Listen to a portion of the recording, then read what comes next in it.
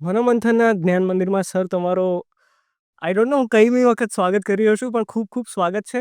અને મનોમંથન ચેનલના ચાહકો તો છે, પણ એના સાથે સાથે હવે ડૉક્ટર યોગેશ રાજગોરના અલગથી ચાહકો થઈ ગયા છે અને એની પોડકાસ્ટની રાહ જોતા હોય છે લોકો. અલગ-અલગ તમે ટોપિક્સ લઈને આવતા હોય છો, અલગ-અલગ મુદ્દાઓ ઉપર આપણે ચર્ચા કરતા હોઈએ છીએ.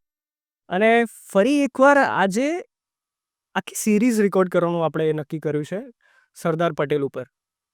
7 શતાબ્દી વર્ષ એમનું છે આ રહ્યું. અને આપણે પછી ચર્ચા કરી હતી કે કેવી રીતે આને સેલિબ્રેટ કરીએ એમ. તો આપણે ચેનલના માધ્યમથી આપણે એવું નક્કી કર્યું કે ભાઈ ઓક્ટોબરનો જે મહિનો છે એટલે 31મી ઓક્ટોબર એમની જન્મજયંતિ છે. અને ઓક્ટોબરના મહિનાને આપણે આ રીતે સેલિબ્રેટ કરીએ. એમના જીવન ઉપર આપણે વાતચીત કરી, ચર્ચા કરી અને એને લગભગ આપણે 4 ભાગમાં ડિવાઈડ કરીશું. તો સર એ સમજાવો કે પહેલા ભાગમાં આપણે શાની ચર્ચા કરીશું અને આ સિરીઝ રેકોર્ડ કરવાનો ઈચ્છા તમને ક્યારે આવી અને કેવી રીતે આવી? ઓકે. પહેલાં તો મિત્ર તમને ખાસ અભિનંદન કે તમે આવા સરસ પ્રકારના ઉપક્રમો સાથે આવો છો. એટલે મનોમંથન એ મનોરંજન નથી, પણ રિયલ અર્થમાં મનોમંથન છે. એટલે બધા જ મિત્રોને, મારા જે મિત્રો છે, મિત્રો પણ તમારા આ પ્રકારના પ્રયત્નને સતત બિરદાવતા રહે છે કે નવા નવા વિષયો સાથે તમે આવો છો. રહી વાત સરદાર વલ્લભભાઈ પટેલની, આપણે જ્યારે આની અગાઉનો જ્યારે પેલો પોડકાસ્ટ જ્યારે આપણે રેકોર્ડ કરતા ત્યારે આપણે કુરિયન સાહેબને યાદ કરતા હતા. ત્યારે પણ સેજ અને વાત આપણે સરદાર સાહેબની જ કહી હતી, ભાઈ આ સરદાર સાહેબના વિચારને મૂર્ત સ્વરૂપ અપાવીએ આનંદ. એટલે અને આ વર્ષ એમનું વર્ષ છે 7 શતાબ્દી વર્ષ. આ તો યોગાનુયોગ આપણે થઈ ગયું. પણ જ્યારે આ 7 શતાબ્દી વર્ષ શરૂ થયું ત્યારે મનમાં વિચાર હતો કે આ અગાઉ જ્યારે મહાત્મા ગાંધી 7 શતાબ્દી વર્ષ હતું ત્યારે મનમાં એક વિચાર કરેલો ગાંધી જયંતિના દિવસે કે ભાઈ આ વર્ષે એવું કરીએ કે આપણે મહાત્મા ગાંધીને કેવી રીતે ઉજવીશું. દેશ દુનિયા તો જે રીતે એમને ઉજવશે, એક અધ્યાપક તરીકે આપણે શું કરી શકીએ તો એમના જીવન વિશે આપણે વધારે જાણી શકીએ. સતત એમના સાહિત્યનું પરિશીલન થાય એટલે મહાત્મા ગાંધીની નિકટ શબ્દદેહ નજીક આવી શકાય. એક વિચાર એવો કરેલો ને એ વર્ષ દરમિયાન સતત મહાત્મા ગાંધીના ઉપર જે કંઈ ઘણું બધું મહાત્મા ગાંધી વિશે તો અખૂટ સાહિત્ય છે, જીવનભર ખૂટે એવું નથી, પણ જેટલું મારાથી એ અનુકૂળ રહ્યું એટલું મેં વાંચ્યું, મજા આવી, આનંદ થયો. બસ એ જ રાજીપો થયો અને એ રાજીપો ફરી વાર મને આ જ્યારે 7 શતાબ્દી વર્ષ શરૂ થયું આ સરદાર વલ્લભભાઈનું, ત્યારે પણ આ વાત વિચારમાં આવી કે ભાઈ ચલો આ પણ આપણે સરદારને આ રીતે આપણે નજીક આવીએ એમની વ્યક્તિત્વથી. હવે અમે કોલેજમાં અમારા 2-3 મિત્રો છીએ, આ પ્રકારનું કામ અમને વધારે અનુકૂળ આવે. કારણ કે અલ્ટિમેટલી અધ્યાપક છે ને, અધ્યાપક હોવાથી એમ કે ભાઈ આ મારું જે કંઈ વાંચેલું, મારું જે કંઈ વિચારેલું મારા વિદ્યાર્થી સુધી પહોંચે તો જ સાચી વાત છે. હું એકલો વાંચીને તો પછી શું. તો સરદારને કેવી રીતે આપણે વિદ્યાર્થી સાથે લઈ જઈએ? એટલે અમે એક વિચાર એવો કર્યો કે આપણે એવું કરી શકીએ, 2-3 મિત્રો સાથે અમે પુસ્તકોને શેરિંગ કરી લીધું. સરદાર ઉપરના ઘણા બધા પુસ્તકો છે. એટલે એક મિત્ર એવું કહ્યું કે ભાઈ હું એક પુસ્તકનો સરસ વાંચી લઈશ અને પુસ્તકનો આસ્વાદ આપણે વિદ્યાર્થીઓને વર્ષ દરમિયાન કરાવીશું સમયાંતરે. બીજા મિત્રે બીજું પુસ્તક સરદારનું પસંદ કર્યું. એમને પુસ્તક પહેલાં વાંચી લીધું અને વાંચીને પછી વિદ્યાર્થીઓનું એક નાનકડું વર્તુળ, 10-15 વિદ્યાર્થીઓ જે સરદારના વ્યક્તિત્વથી પરિચિત થવા ઈચ્છતા હતા એવા મિત્રોને, વિદ્યાર્થીઓને રોજ સવારે શું કરીએ કે 3 કલાકનું અમારું લેક્ચર સેશન પૂરું થઈ જાય એટલે પછી અડધો કલાક બેસીએ રોજ નિયમિત. એટલે એ રીતે અડધો કલાક હું વાંચું, અડધો કલાક બીજા મિત્ર વાંચે, એમ સતત અમે એ સરદારને સતત વિદ્યાર્થીઓ સાથે શેરિંગ કરતા રહ્યા.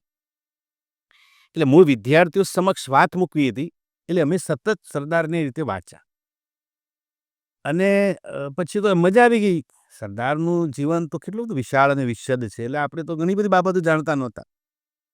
એટલે એમ થયું કે ના તો યાર વાંચવા જોઈએ. એટલે એક ક્રમ તો વિદ્યાર્થીઓનો ક્રમ તો ચાલુ રહ્યો, પણ સાથે સાથે અમે બીજા પુસ્તકોને પણ વાંચતા રહ્યા. એટલે આખું મસ્ત વર્ષ એમ કે સરદાર શું છે એટલે બસ સરદાર વિશેની જાણકારી મેળવવાનો અભિગમ રહ્યો. એટલે પછી આપણે જ્યારે એ મળ્યા ત્યારે વાત ન કરી કે ભાઈ આપણે, અને મેં તમને આપણે સૂચન હતું મારું કે ભાઈ કોઈ એવા એક વ્યક્તિને આપણે યાદ કરવા રહ્યા કે જેઓએ આ દેશ ઉપર અનેક એવા બધા આપણા કહેવાય કે એટલી બધી એની સમગ્ર જીવન દેશ માટે સમર્પિત કર્યું છે.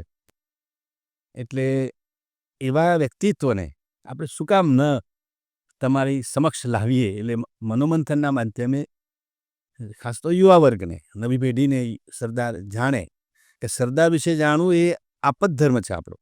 એમાં આપણે તો ગુજરાતી છે, આપણા ગુજરાતના પનોતા પુત્ર છે સરદાર, હે ને? એટલે સરદાર વિશે જે કંઈ આપણે જાણીએ સમજીએ તો એ આપણા બધા માટે એ વાત છે.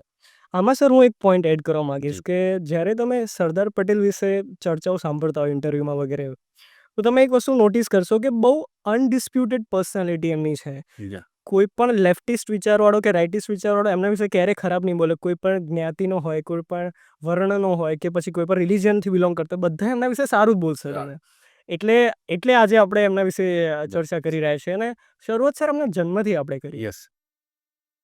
આપણે સરદાર સાહેબને એમના બાળપણથી શરૂ કરીએ અને તમે હમણાં કહ્યું ને કે આપણે આખી હવે સિરીઝ સરદાર કથા અને ઘણા બધા ઉપક્રમો છે. તો આપણે પણ એવી આપણા મનોમંથનના પોડકાસ્ટના માધ્યમે એક સરદાર સાહેબને સમગ્ર સરદાર સાહેબના જન્મથી માંડીને એમનું જે વિશાળ જે આપણા દેશ માટે કામ કર્યું છે એને આપણે સમજવાનો પ્રયત્ન કરીશું. હવે આ જ્યારે એ કંઈ આપણે જે કંઈ તમારા ટાઈમ સ્લોટમાં જે આપણે એની વહેંચણી કરીએ તે, તો આ જે કંઈ મેં સમજ પ્રાપ્ત કરી અથવા સરદાર સાહેબ વિશે જે કંઈ મેં જાણવાનો પ્રયત્ન કર્યો, એમાં 2-3 પુસ્તકો મેં ખાસ વાંચ્યા અને એમાં પણ વાંચ્યા છે. એક પુસ્તક જે છે અને એ એવું કહેવાય છે કે સરદાર સાહેબના જીવનને તમારે નજીકથી જાણવું હોય, સમજવું હોય, સરદાર સાહેબને સમગ્ર સરદાર તરીકે જાણવા સમજવા હોય તો વન એન્ડ ઓનલી એક પુસ્તક પૂરતું છે. અને એ પુસ્તક છે સરદાર એક સમર્પિત જીવન. મહાત્મા ગાંધીના પૌત્ર રાજમોહન ગાંધી, બહુ મોટું નામ. એ રાજમોહન ગાંધીએ એ સરદાર સાહેબ ઉપર એનું આખું જ સરદાર સાહેબની આખી જીવન કવન એમને સરસ એ પુસ્તકમાં ઉજાગર કર્યું છે. અને બીજા આપણા ગુજરાતના બહુ અમારા માટે તો એ ગુરુ જ કહેવાય છે અને એક ઇતિહાસવિદ, મુંબઈની મીઠીબાઈ કોલેજમાં ઇતિહાસના અધ્યાપક રહી ચૂકેલા અને શતાયુ એવા નગીનદાસ બાપા એ સમર્પિત પણ વ્યક્તિત્વ. તો એમને આ રાજમોહન ગાંધીનું આ જે પુસ્તક જે છે એનો ગુજરાતી અનુવાદ એમને કર્યો. એટલે એ પુસ્તક મેં વાંચ્યું, દરદર પુસ્તક છે. નવજીવન પ્રેસે એનું એ પ્રકાશન કર્યું છે. પણ બહુ એ કોઈને પણ આજે કહી શકે કે સરદાર વિશે તમારે જાણવું સમજવું છે તો પુસ્તકમાં, અને ઓથેન્ટિક પુસ્તક છે અને અભ્યાસપૂર્ણ, એમ બહુ સંશોધન કેટલું બધું એમને એ તમે પુસ્તકની તમે જુઓ સંદર્ભ સૂચિ તો કેટલી વિશાળ સૂચિ. અને સરદાર સાહેબ વિશે જે કંઈ જ્યાં જ્યાં લખાયું છે, મણિબેનના જે કંઈ મણિબેન તો એ ડાયરી લખતા હોય, મણિબેનની ડાયરીઓનો ઉલ્લેખ છે. સરદાર સાહેબ ઉપર બીજા કોઈ રાજકીય વ્યક્તિત્વ હોય એમના પુસ્તકો લખ્યા છે, બધું જ એમાં પુસ્તકમાં એ છે. એ પુસ્તક મેં વાંચ્યું. બીજું એ પુસ્તક છે સરદાર ધ ગેમ ચેન્જર. બહુ એ આખું પુસ્તક એમનું આ વિલીનીકરણ ઉપર છે. બહુ અદ્ભુત પુસ્તક છે. પછી આપણા ગુજરાતના લોકસેવક અને ચિંતક એવા ગુણવંતભાઈ શાહ, સરદાર એટલે સરદાર, એમને પણ બારડોલી સત્યાગ્રહ બહુ ઊંડાણપૂર્વક એ પુસ્તક એમને લખ્યું છે. પછી બીજા એક છે ઉર્વેશભાઈ કોઠારી, એ પણ આપણા ગુજરાતના જાણીતા પત્રકાર, એ પણ સરદારના બહુ અભ્યાસુ છે. એમને પણ સરસ એ ટાઇટલ આપ્યું છે પુસ્તકનું, સાચો માણસ સાચી વાત. એ પુસ્તક પણ મેં વાંચ્યું. અને બીજા એક આપણા અધ્યાપક છે ઇતિહાસના, બહુ એ પણ સરદારના અભ્યાસુ છે, પ્રોફેસર રિઝવાન કાદરી, સરદાર સિંહ પુરુષ. તો આ 4-5 પુસ્તકોનો મેં અધ્યયન કર્યું. અને એ આખી વાત પછી મને એમ લાગ્યું કે આ આટલું બધું આપણે વાંચ્યું છે તો બસ સરદારને એક એપિસોડમાં કેમ સમાવી શકાય? આટલું વિશાળ કદ, હે ને? સ્ટેચ્યુ ઓફ યુનિટીની વાત કરીએ છીએ, વિશાળ. તમે જાઓ એકતાનગર, કેટલું વિશાળ કદની પ્રતિભા છે, પ્રતિમા અને પ્રતિભા. તો આ પ્રતિભા અને પ્રતિમાને 1 કલાકના એપિસોડમાં કેમ સમાવી શકાય? એ શક્ય નથી. એટલે આપણે એવું કરીશું કે એક એપિસોડ, આજનો જે એપિસોડ છે આપણો, એમાં સરદાર સાહેબના બાલ્યાવસ્થાથી માંડીને એમને આગળ જે કંઈ આપણે ગુજરાત સુધી, એમને ગુજરાતના જાહેર જીવનમાં સરદાર સાહેબે કઈ રીતે યોગદાન આપ્યું છે, હું માનું છું આજની સમય મર્યાદામાં આપણે એટલી વાત કરીશું. વાત એમની હવે બાલ્યકાળથી શરૂ કરીએ. પણ એમની આ સરદાર સાહેબની વાત શરૂ કરીએ તે પહેલાં એક વિધાન મને યાદ આવે છે. એ વિધાન એવું છે કે દેશને આઝાદી મળી એટલે આઝાદ ભારતના પ્રથમ રાષ્ટ્રપ્રમુખ અથવા તો જેને આપણે રાષ્ટ્રપતિ કહીએ છીએ, સંઘ પ્રમુખ ડૉક્ટર રાજેન્દ્ર પ્રસાદ. ડૉક્ટર રાજેન્દ્ર પ્રસાદે 1959ની અંદર 13 એપ્રિલ તારીખ પણ મને યાદ છે, મારું ડાયરીમાં બધા તમે જુઓ એ સમયના બધા જ આ ડાયરીઓ આ બધા ચરિત્રો ડાયરીમાંથી જ મળે છે. રોજનીશી ડાયરી એ સમયના ઓથેન્ટિક દસ્તાવેજો છે. તો એ ડાયરીમાં મેં એક નોંધ કરી છે. એ નોંધથી આપણે હું માનું છું કે સરદાર સાહેબના આ એપિસોડનો પ્રારંભ કરીએ છીએ.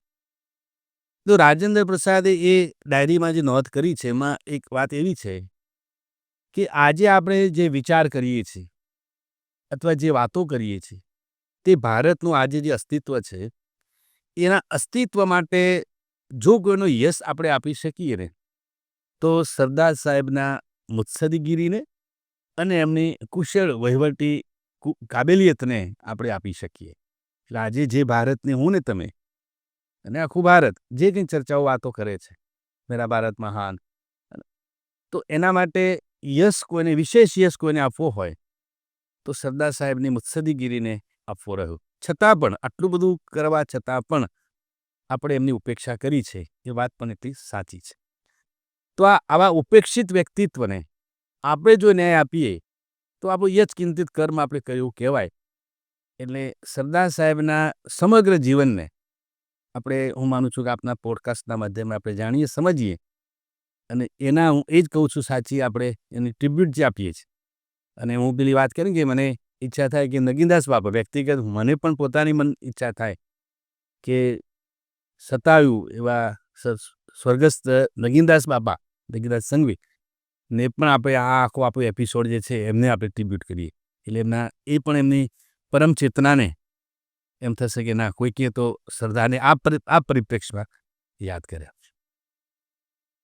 હવે વાત સરદાર સાહેબના જીવનથી. 1875નું વર્ષ એ આ દેશ આપણને ખબર નહીં હોય કે આ 1875ની 31મી ઓક્ટોબરે એ ભવિષ્યના ભારતને જન્મ આપવા માટેનું નિમિત્ત બનશે. ખરું કે નહીં? એટલે 1875ની 31મી ઓક્ટોબરના રોજ કરમસદ, એટલે આમ તો એમનું જન્મ નડિયાદ થયો, મૂળ એમ વતન કરમસદ, પણ એમના માતૃશ્રી એટલે નડિયાદમાં આ સરદાર સાહેબનો જન્મ થયો. હવે એમાં સરદાર સાહેબના જન્મ બાબતે પણ થોડોક દ્વિધા છે. ઓથેન્ટિક તારીખની વાત આવે ને એટલે કારણ કે એ સમય કહેવાય ઓથેન્ટિક રેકોર્ડ નહોતા, પણ એવું કહેવાતું કે જ્યારે એમને સ્કૂલમાં મૂક્યા ને ત્યારે પછી તારીખ લખાવી પડે ને એટલે એના જે સગા સંબંધીઓ જે છે એમને પછી 31 ઓક્ટોબરની વાત કરી, પછી 31 ઓક્ટોબર વર્ષ 1875 બરાબર, પણ તારીખની બાબતમાં એ દ્વિધા હતી. પણ પછી એમના સંબંધીઓથી જ એ વાતને પૂરતા મળી કે ભાઈ આ 31 ઓક્ટોબર જે છે એ સરદાર સાહેબની જન્મ દિવસ, એટલે પછી જન્મ જયંતિની વાત આપણે કરી. પ્રારંભિક જે એમનો અભ્યાસ જે છે એ કરમસદની શાળામાં રહ્યો, પછી પેટલાદ પણ થોડોક સમય અભ્યાસ કર્યો અને વિશેષ અભ્યાસ એમને નડિયાદ કર્યો. પ્રાથમિક શાળાનું શિક્ષણ જે છે તે એમને આ અલગ અલગ સ્તરે, ખાસ કરીને મેં કહ્યું નડિયાદ એમનો અભ્યાસ રહ્યો. થોડોક સમય માટે વડોદરા પણ અભ્યાસ માટે ગયેલા. અને એવું કહેવાય છે કે જ્યારે વિદ્યાર્થી અવસ્થામાં હતા ત્યારે એ લાગે કહેવાય કે ભાઈ બાળકના ગુણ પારણામાંથી જ એમ કે પારણામાંથી ખબર પડે કે એનું એ કેવી પ્રકારની પ્રકૃતિનો વ્યક્તિ બનશે.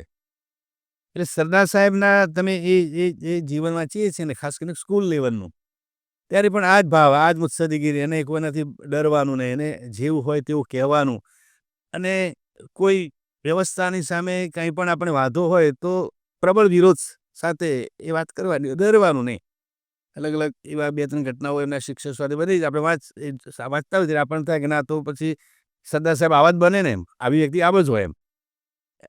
એક સામાન્ય વાત હતી કે ભાઈ એક સાહેબે પેલા વિદ્યાર્થી બેઠા હતા, એટલે સાહેબ થોડા પેલા વર્ગખંડમાં મોડા આવ્યા, એટલે એક વિદ્યાર્થી ગાતો હતો, એટલે શિક્ષક હતા નહીં વર્ગમાં, વિદ્યાર્થી પ્રવૃત્તિ કંઈક તો કરે કે નહીં, એટલે ગાતો હતો. એવામાં શિક્ષક આવ્યા. એ સમયે શિક્ષકો કેવું આમ શિક્ષા કરવાનો એમને અભિગમ વધારે હતો, એટલે જે વિદ્યાર્થી હતો એને શિક્ષા કરી. શિક્ષકે તું કેવું ગાતો તો કેમ એમ, એટલે પછી સરદારને એવું કંઈ રાસ ના આવી કે આ વસ્તુ ખોટી, એને કંઈ શુદ્ધ નથી કર્યું. તો સરદાર સાહેબે વિરોધ કર્યો કે સાહેબ તમે એ બરાબર છે, તમે ક્લાસમાં મોડા આવ્યા એટલા માટે અમે ગાતા હતા, તમે હોત તો અમે ન ગાતા. વાત બરાબર છે એમની કે ભાઈ એવું નથી કે અમે તમને પજવવા માટે ગાતા હતા. વર્ગમાં કોઈ ન હોય, અલ્ટિમેટલી વિદ્યાર્થીઓ કંઈક તો કરે પ્રવૃત્તિ, તો ગાતા. અને ગાવું એ કંઈ કોઈ એવું નથી, કોઈ ગુનાહિત કૃત્ય નથી. તો આવી પ્રકારની એમની વાત. પછી એક શિક્ષક સ્કૂલમાં આ વસ્તુ વેચતા હતા, તો એમને પ્રબળ વિરોધ કર્યો કે આવું ના ચાલે. સ્કૂલમાં શિક્ષકો કેવી રીતે આવી વસ્તુ વેચી શકે? એટલે કહેવાનો મતલબ એ રીતે શિક્ષકોની સામે પણ એમને આવી જગ્યાએ કહેવાનું. અને એક સ્કૂલિંગ જે એમનું હતું એવું રહ્યું. 1897માં એટલે 22મા વર્ષે એ મેટ્રિકની પરીક્ષા એમને આપી. એ સમયે એમને એક ઈચ્છા હતી કે ભાઈ હું સાંભળું છું કે ભાઈ બેરિસ્ટર બનવું છે, આ કલ્પના એ હતી એમની બેરિસ્ટર બનવાની. પણ બેરિસ્ટર બનવા માટે ખર્ચ થાય, અને એ સમયે એમને એ પણ સમજ હતી કે ભાઈ આ ઇંગ્લેન્ડમાં એ ટાઈમે મોટા ભાગે આ ઇંગ્લેન્ડમાં ભણવા જતા બેરિસ્ટરનું, તો ઇંગ્લેન્ડ ભણવા જવું એમને ગોલ હતો. પણ એ ભણવા માટે અંદાજિત ખર્ચ એમને ગણ્યો હતો કે 7,000 થી 10,000 રૂપિયા ખર્ચ થાય. હવે એ સમયે એટલો બધો ખર્ચ કરી શકવાની કોઈ ક્ષમતા નહોતી. એ કંઈ સામાન્ય ખેડૂતના દીકરા હતા. એમના પિતાનું નામ ઝવેરભાઈ અને લાડબા એમના માતાનું નામ. 10 એકર જમીનના એ માલિક હતા કરમસદમાં, અને એક સામાન્ય ખેડૂત કહી શકાય એ પ્રકારના હતા. અને 5 ભાઈઓ, એટલે સૌથી મોટા સોમભાઈ, પછી નરસિંહભાઈ, વિઠ્ઠલભાઈ, વલ્લભભાઈ અને એના સૌથી નાના કાશીભાઈ. એ 5 ભાઈઓ અને એક બેન હતી એમની ડાઈબા. એટલે 6 સંતાનોનો પરિવાર. અને એમના પિતા જે હતા એ મૂળ આમ સ્વામિનારાયણ સંપ્રદાયમાં એ માનતા હતા, પણ એ ભલા માણસ. અને એવું કહેવાય છે કે 1857નો જ્યારે આ સંઘર્ષ થયો એમાં એમને એ ભાગ પણ લીધો. ઝાંસીની રાણી જે કહેવાય ને એમાં એમને જોડાયા પણ હતા. એવા પ્રકારની પ્રકૃતિ. મલ્હારરાવ જે હતા એ તો એ પ્રકારના પ્રકૃતિના વ્યક્તિ. એટલે એમ કહેવાય કે સામાન્ય સ્થિતિનું ઘર હતું. એટલે એમને કંઈ આ બધા ખર્ચ પોસાયું હતું નહીં, પણ કરવું શું? એટલે એમને શું કર્યું, 10માની જે મેટ્રિકની પરીક્ષા પછી ડિસ્ટ્રિક્ટ લીડરની પરીક્ષા આપી શકાય. ડિસ્ટ્રિક્ટ લીડર થાવ એટલે તમે સામાન્ય વકીલ બની શકો. બેરિસ્ટર અને વકીલમાં થોડું અંતર છે. એટલે પેલું નથી કે ભાઈ સામાન્ય પ્રેક્ટિસ તમે કરી શકો. એટલે એમને શું કર્યું, આ એક પ્રયત્ન કર્યો કે ભાઈ બાકરોલ ગયા અભ્યાસ વાંચવા માટે, અને પેટલાદ પણ ગયા, અને એમ કરીને એમને 2 વર્ષના ગાળામાં આ પરીક્ષા પાસ કરી દીધી ડિસ્ટ્રિક્ટ લીડરની. એટલે ડિસ્ટ્રિક્ટ લીડરની પરીક્ષા પાસ કર્યા બાદ એમને વકીલાત શરૂ કરી. પ્રારંભ એમને ગોધરાથી કર્યો. ગોધરા. અને એ સમયે એમના ભાઈ મોટા વિઠ્ઠલભાઈ પણ એ પ્લીડર હતા. એ બોરસદમાં હતા. વિઠ્ઠલભાઈ એમના મોટા ભાઈ એ પણ આ હતા પ્લીડરમાં. અને એમને ગોધરા પ્રેક્ટિસ શરૂ કરી. પણ મૂળ સપનું પેલું બેરિસ્ટરનું. એટલે પણ બેરિસ્ટર થવા માટે એ ધારણા હતી કે થોડુંક આમાંથી પ્રેક્ટિસમાંથી થોડુંક પૈસા બચત થાય તો કંઈક વાત થઈ શકે.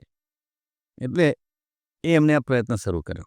પછી એમના મેરેજ થયા. ઝવેરબા એમના પત્નીનું નામ. હવે બન્યું શું કે વિઠ્ઠલભાઈનો પણ પ્રયત્ન હતો. વિઠ્ઠલભાઈની પણ ઈચ્છા હતી કે હું પણ ઇંગ્લેન્ડ જઈને બેરિસ્ટર થાઉં.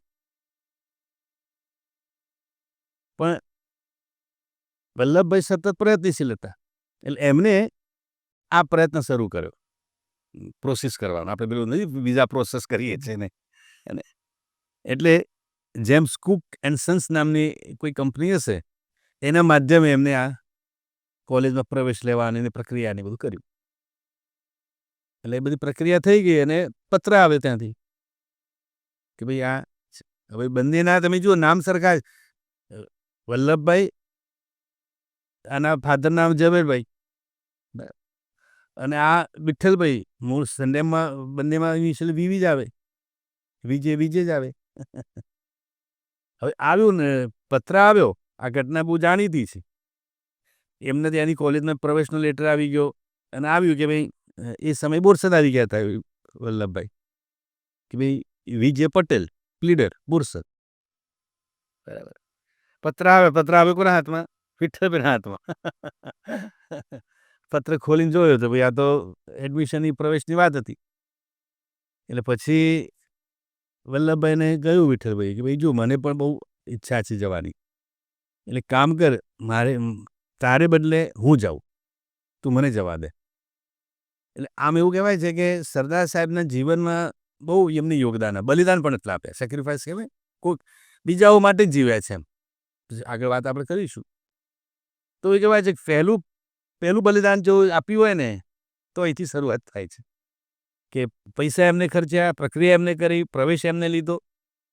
અંતિમ જ્યારે જવાની વાત આવી ત્યારે એમને કહ્યું ભાઈ, પછી કહ્યું વલ્લભભાઈએ કે ભાઈ સમય આપો, એકદમ તો ને કે તમે વિચાર કરો, તમે આવું આટલું સરસ મહેનત કરી હોય અને એડમિશન તમને મળ્યું, તમે કહો ભાઈ હું એવું કરી તને આપું છું, કેટલું મોટું યોગદાન છે, ખરું કે નહીં? પણ સમય કે વાંધો નહીં, તું સમય આપ, 15 દિવસનો સમય આપો, પછી આપણે વિચાર કરીએ.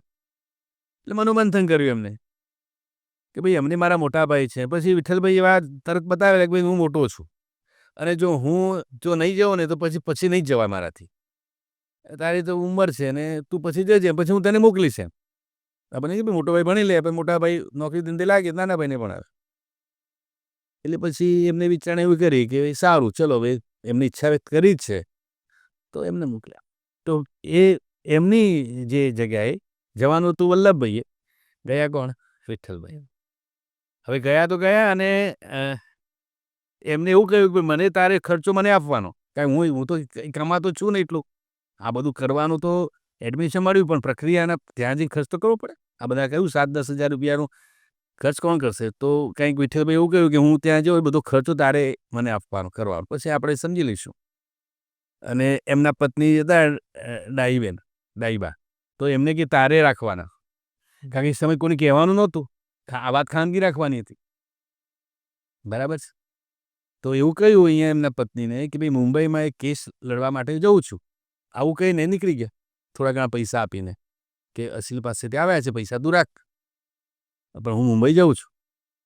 એમ કરીને વિઠ્ઠલભાઈ તો નીકળી ગયા ઇંગ્લેન્ડ અભ્યાસ જવા માટે. અને અહીંયા જવાબદારી બધી સોંપી વલ્લભભાઈને. વલ્લભભાઈ બેવડી જવાબદારી નિભાવવાની. એક એમના આ બેરિસ્ટરના અભ્યાસ માટેનો ખર્ચ પણ વહન કરવાનો, અને સાથોસાથ એમના પત્નીને પણ એ સાચવવાના. હવે સાથે પત્ની, હવે પેલા થોડા સ્વભાવના, આમ પણ સ્વભાવના થોડા આકરા હતા એમના પત્ની, તો એમને એમ થયું કે આ જે એમના વલ્લભભાઈના જે પત્ની ખરા ને ઝવેરબા, એટલે એમને કહ્યું તું એક કામ કર, તું તાર પિયર જતી રહે,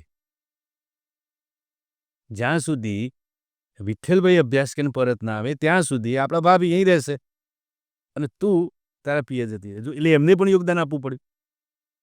અને દુનિયાદારની પણ વાતો થાય કે ભાઈ, પણ બોલો એ એટલે કેવું કહેવાય કે એમને જ્યાં સુધી વિઠ્ઠલભાઈ બેરિસ્ટર થઈને પરત ના આવ્યા ત્યાં સુધી એ જે કંઈ અઢી વર્ષ એ સમય ત્યાં રહ્યા, 2.5 વર્ષ એ ઝવેરબા ત્યાં રહ્યા એમના પિયર, અને આ દિવાળીબા જે છે એ અહીંયા રહ્યા વિઠ્ઠલભાઈના પત્ની. તો આ કેટલું આમ સહજ વાત કરીએ છીએ પણ કેટલું, અને એ સમય કેટલું એ બાળકો સાથે રહેવું એટલે. અને 1903ની એપ્રિલમાં મણિબેનનો જન્મ એમના દીકરીનો, અને 1905ના નવેમ્બરમાં ડાયાભાઈ, વલ્લભભાઈને 2 સંતાન, બંને 2 સંતાનો જે 2.5 વર્ષનો ગાળો હતો. બરાબર છે. એટલે આ બધું જ એમને સહન કર્યું. હવે 1910માં, કારણ કે પછી 1900માં એટલે ઘટનાને એટલે ગયા વિઠ્ઠલભાઈ પરત આવી ગયા 2 વર્ષનો અભ્યાસ કરીને. એ પણ સરસ સ્કોલર હતા. 3 વર્ષનો અભ્યાસ એમના 2 વર્ષમાં પૂરો કર્યો, 50 પાઉન્ડ એમને ઇનામ મળ્યું વિઠ્ઠલભાઈને. એ આવી ગયા. પછી આવ્યા પછી જવાની વાત આવી 1900, ને આવ્યા પછી વાત કે જઈએ. હવે ઘટના કેવી બની 1909માં ઝવેરબાનું નિધન થયું. એ પણ ઘટના આપણે બધા જાણીએ છીએ કે ભાઈ શો મસ્ટ ગો ઓન. સરદાર સાહેબ માટે કહેવત નથી, ફ્રેઝ બની ગયો છે, શો મસ્ટ ગો ઓન. કારણ કે એ મુંબઈમાં એમને કેન્સરની વ્યાધિ હતી, તો આંતરડાની તકલીફ હતી, તે મુંબઈ લઈ ગયા. અને એક વખત લઈ ગયા, ડૉક્ટરે કહ્યું ભાઈ અત્યારે શક્તિ છે, ઓપરેશન થાય એવું છે નહીં. તો 2 બાળકો અને ઝવેરબાને ત્યાં એમને મૂકીને આવ્યા. અને અહીંયા આણંદમાં એક કારણ કે ક્રિમિનલના લોયર હતા વલ્લભભાઈ, મૂકીને આવ્યા અને કેસનું હિયરિંગ ચાલતું હતું. એક પેલા તાર આવ્યો હતો એ સમયે, તો બીજો પત્રવ્યવહાર હતો ને, તાર આવે તો સેકન્ડમાં એવું થયું કે ત્યાં એકદમ અહીં મૂકીને આવ્યા ત્યાં મુંબઈ, કે હું આવું છું આ કેસ લડીને. પછી આપણે ડૉક્ટરે કહ્યું ભાઈ થોડોક સમય આપણે રાહ જોઈએ, શરીરમાં ઇમ્યુનિટી આવે પછી ઓપરેશન કરીશું. વાત કંઈક આવી હતી. અહીંયા આવ્યા પછી એમને એવું થયું કે આ તકલીફ વધી ઝવેરબાને, અને ત્યાં ડૉક્ટર પાસે લઈ ગયા. ડૉક્ટરે કહ્યું ભાઈ તાત્કાલિક સર્જરી કરવી પડે એમ છે. અને વલ્લભભાઈ તો અહીંયા આવી ગયા હતા. કેસ એ દિવસે હિયરિંગ ચાલતું હતું, કોર્ટમાં હતા, તાર આવ્યો, ખોલીને જોયું. હવે એક સમય એટલું બધું એ ત્યાં ઓપરેશન આવું થયું, ભાઈ કેસ બગડી ગયો એમ, એટલે બચાવી શક્યા નહીં ડૉક્ટર, નિધન થયું. તો તાર આવ્યો કે ભાઈ નો મોર એમ. તો વાંચ્યું ખરું તાર, પણ કેસ લડતા હતા અને પેલા ને જુબાની આપી હતી, અને વકીલ તરીકે બહુ સફળ હતા. એટલે કે જો હું સહેજ નબળું પડીશ તો કેસ હારી જઈશ, તો પેલાને શું થશે, ખૂનનો આરોપી હતો. તો એ બધું એમને જે કેસનું હિયરિંગ એમના લેવલે જે કંઈ કરવું ઘટ્યું કર્યું, અને પછી એમને આ તાર વાંચીને પછી લોકોને ખબર પડી ઓહ આટલું મોટું હતું ને એમને. એટલે આ વાત પછી કે ભાઈ કે સરદાર સાહેબનું આ છે કમિટ, વર્ક કમિટમેન્ટ કોને કહેવાય, કાર્ય પ્રત્યેની નિષ્ઠા કોણ. તો આપણે નાના હતા ત્યારે આપણને સ્કૂલમાં ઉદાહરણ આપવામાં આવતા હતા, બરાબર. પછી બીજી તમને વાત કરી નિડરતાની વાત, કે ભાઈ એમને ગુમડાની વાત આવે છે, હે ને, કે ભાઈ સળિયાથી એમને ગુમડું ફોડી નાખ્યું ને એટલા નિડર હતા ને એવું. એ બાકરોલમાં હતું. આ બાકરોલમાં અમે એને કહ્યું કે આ મેટ્રિક ક્લીડરની તૈયારી કરવા બાકરોલ ગયેલા. તો બાકરોલમાં એમને આ બગલમાં કંઈક ગાંઠ ગુમડા જેવું થયું હશે. તો આ ત્યાં એક નાઈ હશે, એમને બોલાવ્યા છે. એ સમયે નાઈ એવું કામ કરતા, તો એને જોયું તો એનું કંઈક, એ તો આમ ડરી ગયો કે આમાં તો કેવી રીતે મારે આ ગુમડો ફોડાય, બરાબર છે. તો પછી એ સળિયો ગરમ કરી કે લાવ તારું કામ નહીં, તું નહીં કરી શકે, તારી હિંમત નહીં થાય. તો એ વલ્લભભાઈ પછી ગુમડું ફોડી નાખ્યું એમ. એટલે આ બધા એના બાલ્યકાળના બી ઘટનાઓના આધારે પછી આપણે જોડીએ જ છે એમ, કે ભાઈ નથી ભાઈ આ કાશ્મીરનું ગુમડું અને હૈદરાબાદનું ગુમડું અને જુનાગઢનું ગુમડું, એના માટે આ જ ચાલે કે સરદારનો સળિયો જ કામ આવશે એમ. એ પછી કહેવત પડી ગઈ, પણ એ મૂળ એ વાત હતી. તો 1909માં ઝવેરબાનું નિધન થયું, એમના પત્નીનું. એ સમયે 28 વર્ષની ઉંમર હશે વલ્લભભાઈ, અને 28 વર્ષ બહુ ઉંમર ઓછી કહેવાય ને, પણ ક્યારે એમને પુનઃલગ્ન ન કર્યા. બહુ સમાજના લોકોએ અને બીજા ઘણા બધા લોકોએ કહ્યું ભાઈ નહીં, કે એ પણ પ્રતિબદ્ધતાની એક વાત છે. 1909માં આમ થયું. એના બીજા વર્ષે એમના પછી વિચાર કર્યો કે જઈએ, તો ત્યાં બીજી ઘટના બની કે એમના ભાભી જે છે એમનું નિધન થયું, તો એ રીતે જઈ ન શક્યા. અને ફાઇનલી પછી 1910માં એ બેરિસ્ટરનું ભણવા માટે ઇંગ્લેન્ડ ગયા. બંને બાળકો હતા, એટલે મણિબેન અને ડાયાભાઈને એક મુંબઈની એક સ્કૂલમાં, ક્રિશ્ચિયન સ્કૂલ હતી, એ સ્કૂલમાં એમને, કારણ કે એમની ઈચ્છા હતી બાળકો જો અહીં રહેશે અંગ્રેજી શીખીએ તો ભવિષ્યમાં એમને પણ ઇંગ્લેન્ડ મોકલીશું. ગણતરી સાથે એમને બંનેને, એમને વિઠ્ઠલભાઈ ત્યાં બોમ્બે રહેતા, ત્યાં ના મૂક્યા, પણ એક સેન્ટ મેરી કોઈ સ્કૂલ હતી, સ્કૂલમાં કુમારી વિલ્સનના પાસે બાળકોને મૂકીને ગયા, કે ભાઈ આ બે હું આવું ત્યાં સુધી બાળકોને, એટલે હું ભાવના આવી કે બાળકો થોડા એ પ્રમાણે ટ્રેન થાય. ગયા ઇંગ્લેન્ડ અભ્યાસ કરવા ગયા. તો હવે એમને પણ એવું જ હતું કે ભાઈ હું જેટલો ઝડપથી અભ્યાસ પૂર્ણ કરીને પરત આવું એટલું મારા માટે સારું. બીજી એક એમને વલ્લભભાઈને એક આ જ્યારે અભ્યાસ કરતા ત્યારે મનમાં એક એવો વિચાર પણ હતો કે આટલા બધા દૂર દેશ દરાજથી 7,000 માઇલથી આ ગોરી પ્રજા આપણા પર શાસન કરવા આવી છે, એ દેશ કેવો છે પર જોવો છે. એટલે બેરિસ્ટર થવાની તો વાત હતી જ હતી, પણ સાથોસાથ મનમાં આ પણ કલ્પના હતી કે આ ગોરી પ્રજા આટલા બધા દેશથી 7 સમંદર પાર કરકે આએ, આટલા બધા દૂર દૂરથી આવીને આપણા પર શાસન કરે છે, આ પ્રજા છે શું, આ પ્રજાનો દેશ કેવો છે, જીવનશૈલી કેવી, મારે જાણવું તો છે. આ વાત પણ હતી એમને. એટલે ઇંગ્લેન્ડ જવાનું કારણ આ પણ હતું. એટલે ગયા 1910માં ત્યાં. ત્યાં અભ્યાસ એમને કર્યો અને એ પણ એવું મેં સ્કોલર હતા અભ્યાસમાં.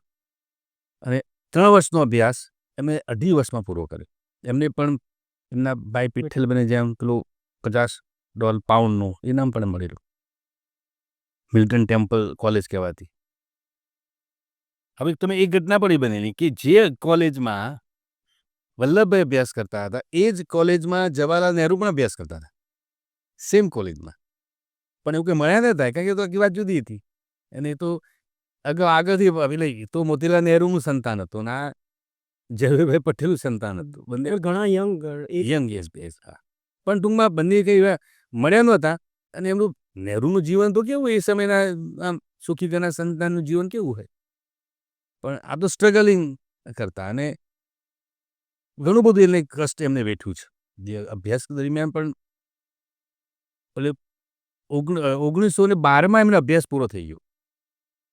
10મા ગયા 12મા અભ્યાસ પૂરો કર્યો. પણ એમને ત્યાં કેવું હોય કે એનું આપણે સેરેમની હોય ને એ ગ્રેજ્યુએશન સેરેમની થાય અને એમાં કોઈ પ્રસ્તાવ મૂકવો જોઈએ. તો 1913માં 13મી એપ્રિલે ઓફિશિયલી એ અભ્યાસ કરીને ભારત પરત આવ્યા. એટલે બેરિસ્ટર બનીને આવ્યા તો એ 1913માં આવે. એટલે એમને ઈચ્છા આવી હતી એમના ભાઈ વિઠ્ઠલભાઈ ઓલરેડી ત્યાં આવી એ તો અહીં સરસ એમને પ્રેક્ટિસ શરૂ થઈ ગઈ હતી. એટલે એમની ઈચ્છા વ્યક્ત કરી હતી કે તું એ મુંબઈમાં મારી સાથે રહીશ. પણ એમને એવું કંઈ ઈચ્છા નહોતું થવું એમ કે ભાઈ નહીં એમનું એમની રીતે બરાબર છે, મારી રીતે મારું પોતાનું સ્વતંત્ર કંઈક ઓળખ પેલી કુરિયન સાહેબ જેવી વાત સ્વતંત્ર મારી ઓળખ ઊભી કરું. પછી ત્યાં જ્યારે ઇંગ્લેન્ડ અભ્યાસ કર્યો ત્યારે એક એમના મિત્ર થયા હતા. એમના ભાઈ જજ હતા મુંબઈમાં. તો એમને પણ એવું કહેલું કે તું અહીંયા આવ અને આ બધી અહીંયા પ્રેક્ટિસ કરે. પણ એમણે સ્વીકાર્યું નહીં. અને પછી એમને તો લો કોલેજના વિઝિટિંગ પ્રોફેસર તરીકેની પણ વાત કરી હતી કે તું આવું પણ કરજે. પણ કે મારે મુંબઈમાં નથી રહેવું, મારે બરાબર છે. એટલે આવ્યા પછી એમને કાર્યક્ષેત્ર અમદાવાદ પસંદ કર્યું. બેરિસ્ટર તરીકે જે એમને પ્રેક્ટિસ શરૂ કરીને એ અમદાવાદ શરૂ કરી. અમદાવાદ એટલા માટે કે અમદાવાદમાં ખેડા કારણ કે એ સમયે તો બધું કેવું ને હોય ને ખેડા જિલ્લાની જે કોર્ટ ખરી ને એ હતી અમદાવાદ. અને એમના બધા જે કેસ કર્યા ને એ બધા ખેડા જિલ્લાના જે કંઈ કેસ લડવાના હોય એ એમને લડવા એટલે મૂળ એમનો રસ ખેડા જિલ્લામાં હતો. પણ ખેડા જિલ્લાની જે કોર્ટ બેસતી હતી ક્યાં? અમદાવાદ. એટલે એમને વિચાર કર્યો કે હું અમદાવાદ એ મારી આ પ્રેક્ટિસ શરૂ કરું. અને બહુ સારી એવું કહેવાતું કે અમદાવાદના જે સારા બેરિસ્ટરોમાં સરદાર વલ્લભભાઈ પટેલનું નામ હતું. એ એવું કહેવાતું કે એ 2013થી 17 જે જાહેર જીવનમાં ના આવે ત્યાં સુધી જે પ્રેક્ટિસ એમને કરી તો મંથલી 40,000થી વધુ રૂપિયાની પ્રેક્ટિસ કરતા. વિચાર કરો એ સમયે 40,000 રૂપિયા કેટલી આજના સંદર્ભે કેટલા રૂપિયા થાય? મોટું ના. અને આમ પેલું ઇંગ્લેન્ડની છાંટમાં ગુજરાત ક્લબ એટલે એમને પછી નિવાસ સ્થાન અહીં રાખેલું આપણે ભદ્રકોટ છે ને કાંઈક ભદ્રનો કિલ્લો ત્યાં મકાન ભાડે રાખીને રહેતા. કારણ કે બાજુમાં કોર્ટ પરિસર બધી ત્યાં અમદાવાદ બાજુમાં જ ગુજરાત ક્લબ. એટલે કોર્ટમાંથી પરવારીને બધા સાંજે પછી ગુજરાત ક્લબમાં બેસે. બ્રિજ પીવાના શોખીન. એ તો એમને બોરસદથી ને એ પ્રેક્ટિસ થયેલી પીવાની. 555 બ્રિજ પીતા સિગરેટ. ચેઇન સ્મોકર હતા એવું કહેવાય.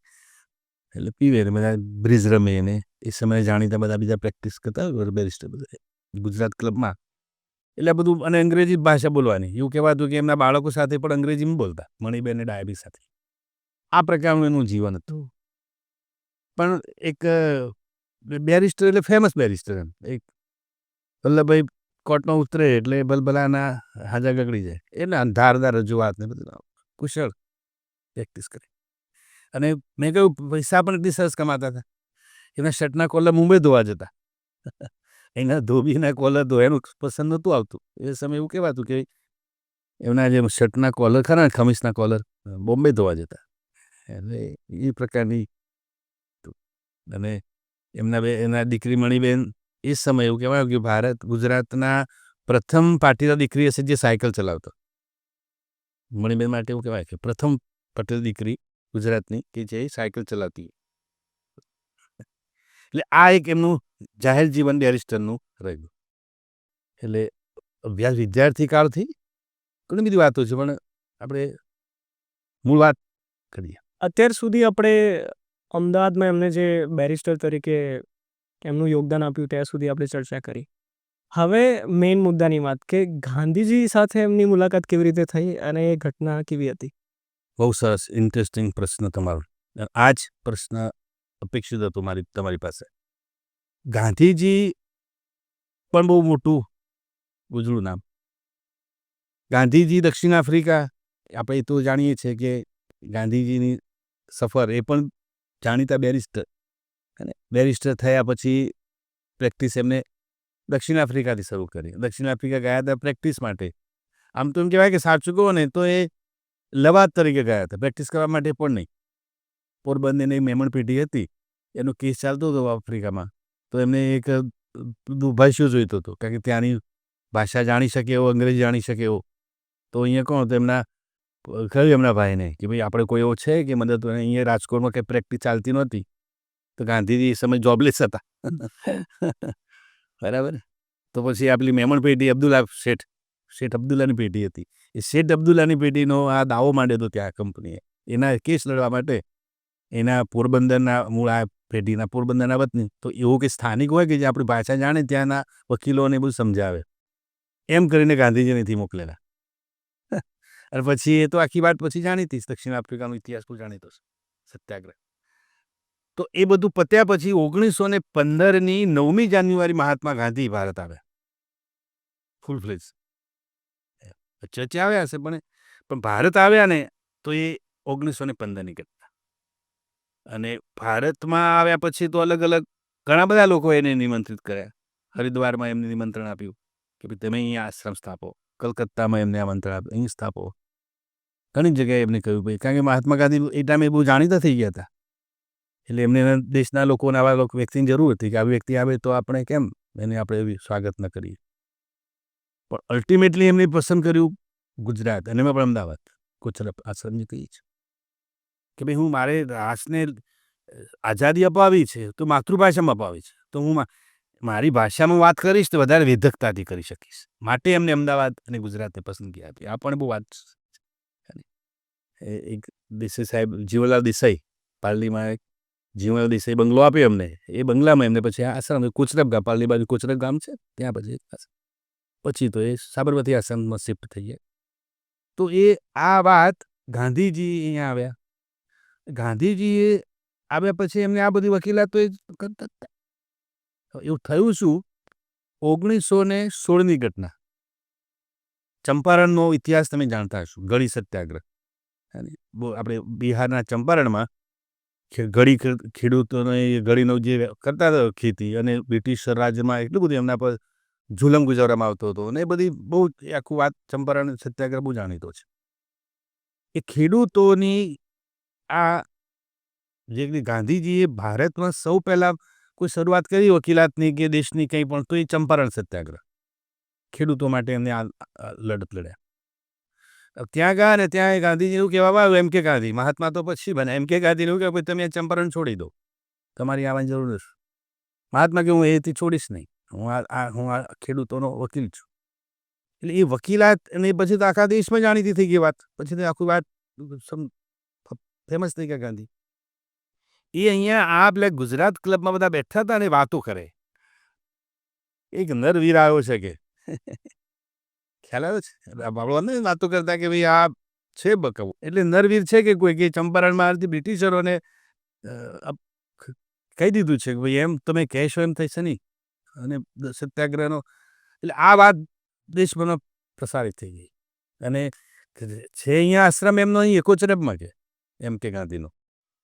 તો કે આપણે કેમ અહીંયા ન બોલાવી આપણી ગુજરાત ક્લબમાં લેક્ચર માટે? વ્યાખ્યા નહીં બોલે, આવા માણસને બોલાવવું છે.